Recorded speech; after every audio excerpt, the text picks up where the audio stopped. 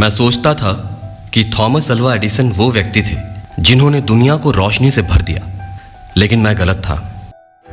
आप उस जिंदगी की कल्पना करिए जो हम 150 साल पहले जीते थे। सूरज ढलने के बाद ही चारों तरफ अंधेरे का साम्राज्य होता था और हमारी दुनिया सिमट जाती थी। हम लालटेन की रोशनी में ही चारों तरफ थोड़ी सी रोशनी कर पाते थे। लोग मशाल जलाकर सफर किया करते थे, दूसरी सुबह का बेसब्री से इंतजार किया करते थे। लेकिन फिर जन्म लिया एक इंसान ने जिसने पूरी दुनिया को रोशनी से भर दिया। वो इंसान था निकोला टेस्ला।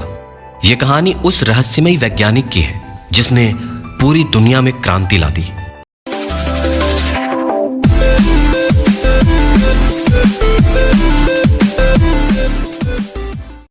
इंसान और वैज्ञानिक निकोला टेस्ला के योगदान को कभी भुला नहीं सकते, लेकिन उस महान वैज्ञानिक के बारे में बहुत कम लोग जानते हैं।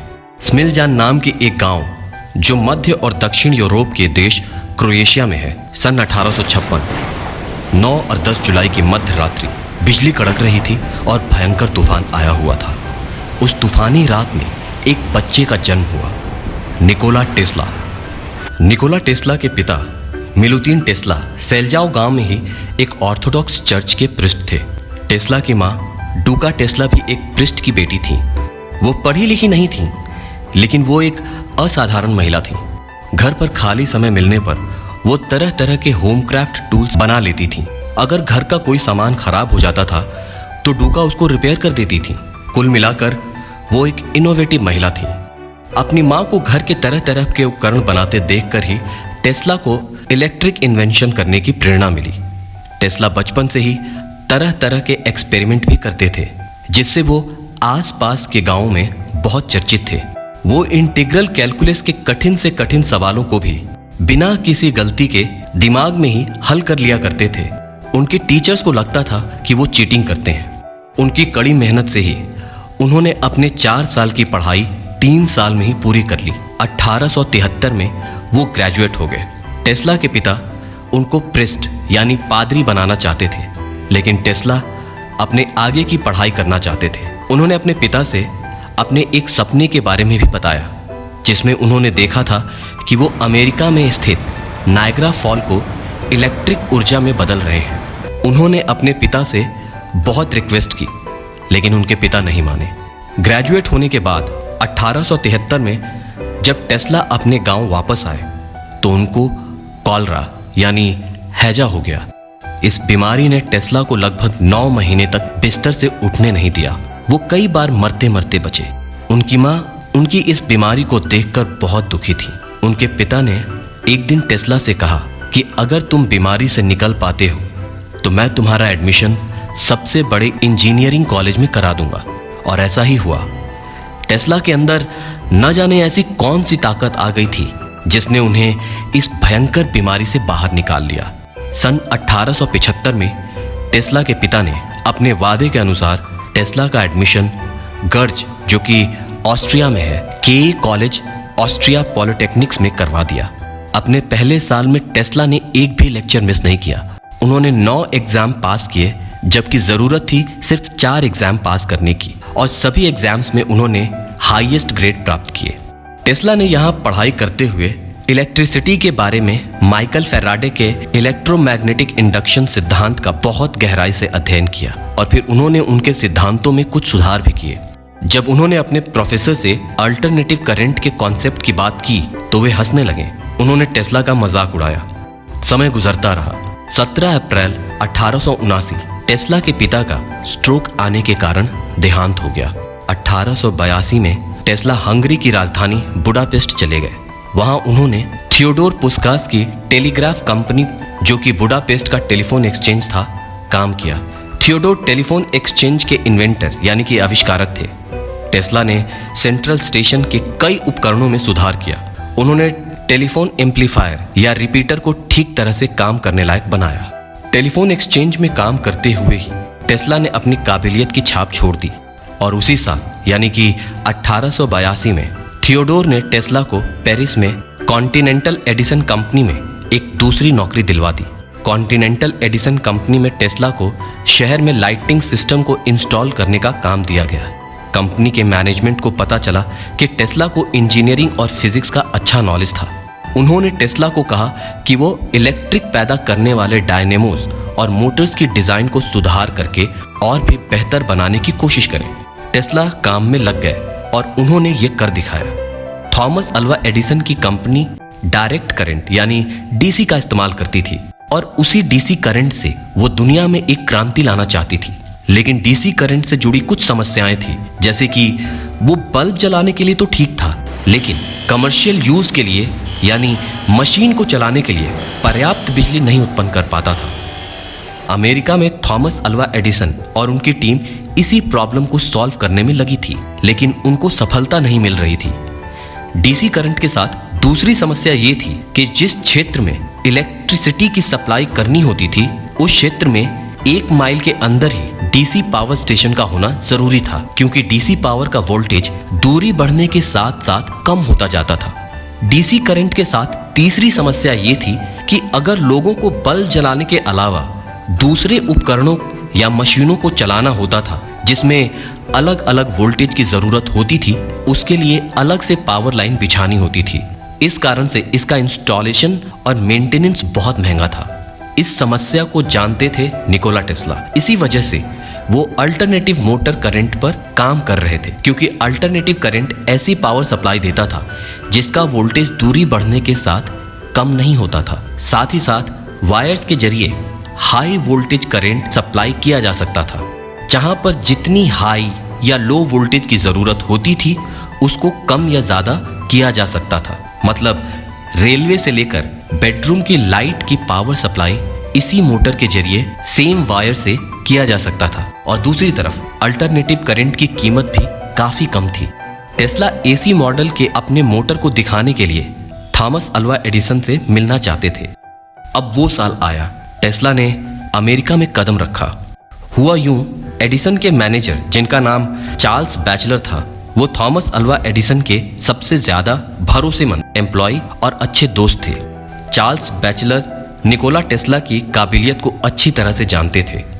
उन्होंने थॉमस अल्वा एडिसन को टेस्ला के लिए एक रिकमेंडेशन लेटर भी लिख कर दिया था, जिसमें उन्होंने लिखा था, मेरे दोस्त एडिसन, दुनिया में मैं सिर्फ 2 महान लोगों को जानता हूं, एक तो तुम हो और दूसरा है ये जेंटलमैन। चार्ल्स के रिकमेंडेशन पर एडिसन की कंपनी ने निकोला टेस्ला को भी अमेरिका बुला लिया। टेस्ला मेहनत के साथ एडिसन की कंपनी के साथ काम कर रहे थे और वहां काम करते हुए वो एडिसन की डीसी पावर सप्लाई के इंस्टॉलेशन और जनरेटर की इम्प्रूवमेंट पर काम करते रहे। टेस्ला को 24 अलग अलग तरह के मशीनों को भी बनाने का काम दिया गया। टेस्ला उन मशीनों को बनाने में जुट गए। टेस्ला को मौका भी मिला अपने एसी मोटर के मॉडल को दिखाने का। एडिसन को पहले से पता था टेस्ला के इस इन्वेंशन के बारे में। उन्होंने टेस्ला से ये कहा, उनका एसी मोटर बेकार है, इसका कोई फ्यूचर भी नहीं है, ये लोगों के लिए बेहद खतरनाक भी है। एडिसन को लगा कि अगर ये एसी मोटर मार्केट में आ गया तो उनके डीसी करंट सिस्टम को बहुत नुकसान होगा। टेस्ला मायूस हो गए, लेकिन उन्होंने लगभग 6 महीने तक उसी कंपनी में काम किया। उनके डीसी सिस्टम में काफी सुधार किए और जिन 24 मशीनों को बनाने का काम उन्हें दिया गया था, वो भी उन्होंने पूरा किया। इस काम के लिए एडिसन ने उनको $50,000 देने का वादा भी किया, लेकिन जब पैसे देने की बात आई तो एडिसन मुकर गए। उन्होंने कहा, मैं तो मजाक कर रहा था, क्या तुम अमेरिका का मजाक भी नहीं समझते?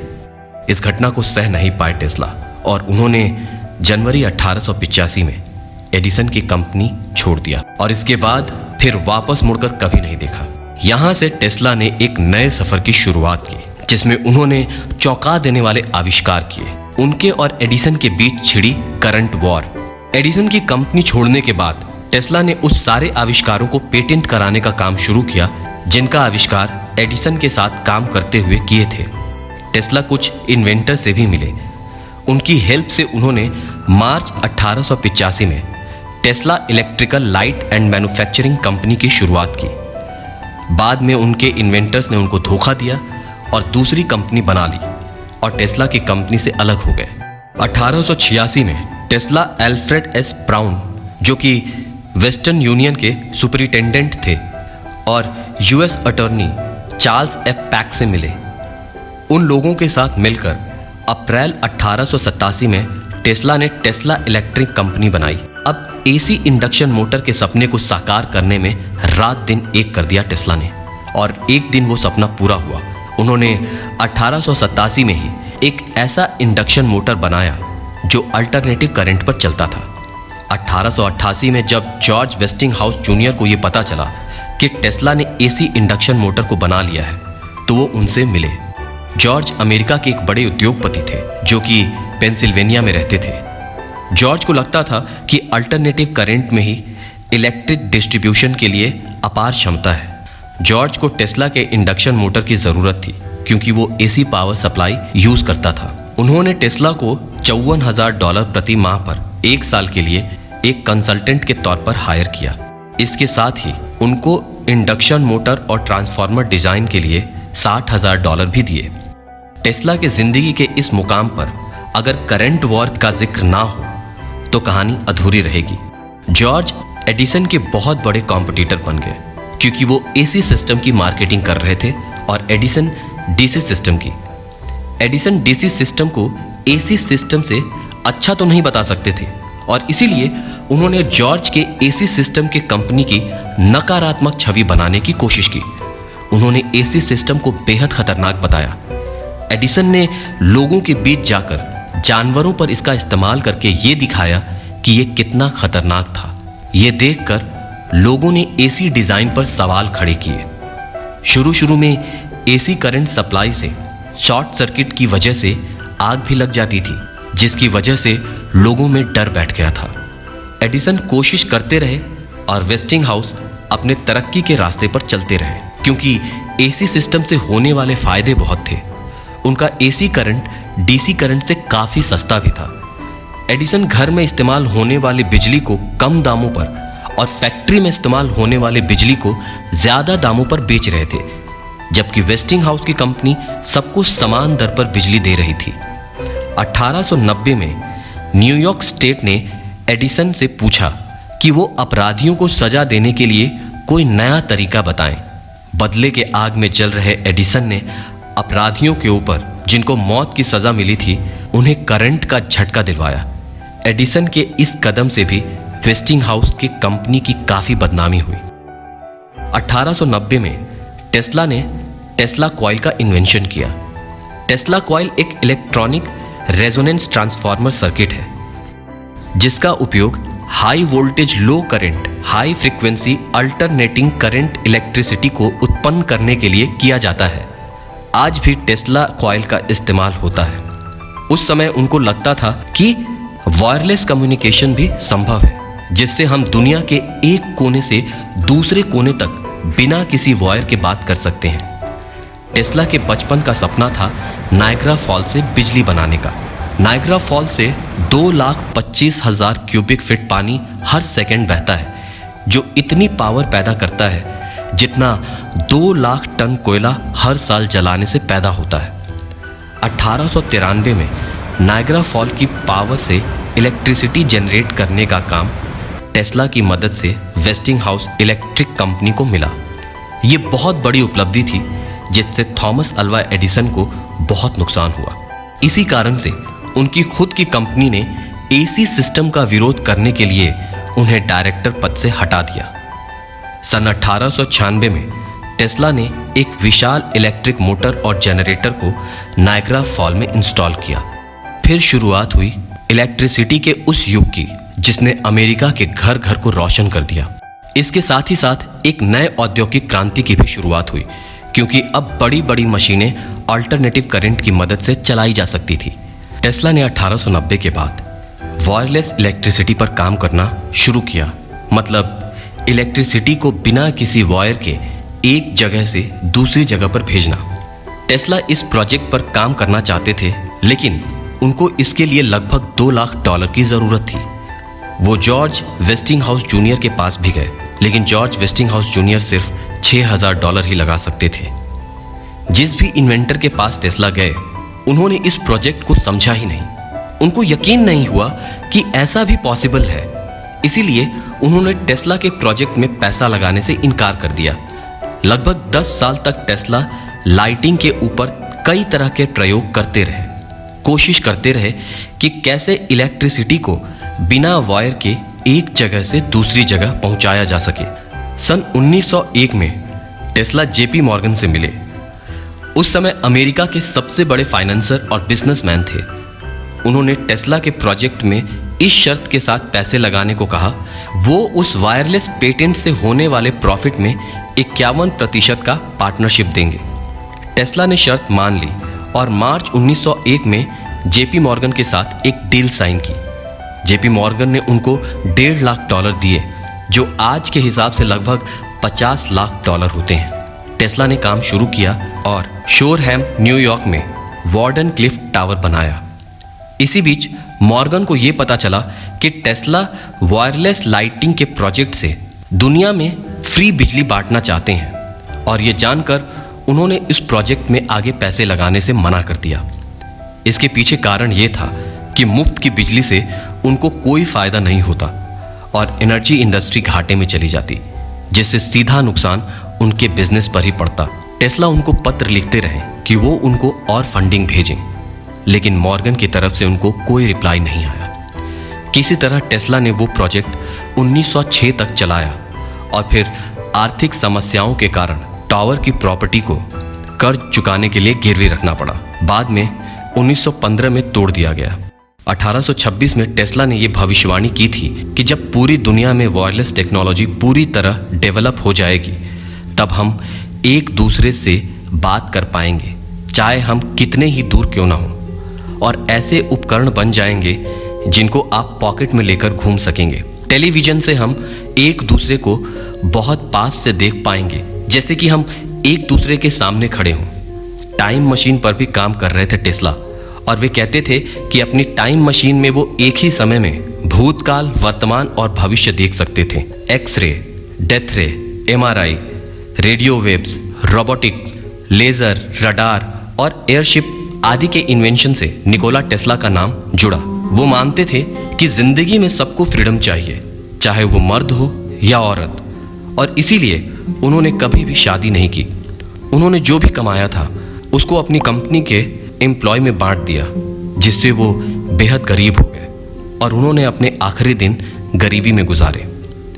जनवरी 7, 1943 को जब वो 86 साल के थे, तब न्यूयॉर्क में हार्ट अटैक आने से उनकी मृत्यु हो गई। ये थी इस महान वैज्ञानिक की कहानी। तो दोस्तों, अगर आपको ये वीडियो पसंद आया हो तो प्लीज़ अपने दोस्तों के साथ इसे शेयर ज़रूर करें।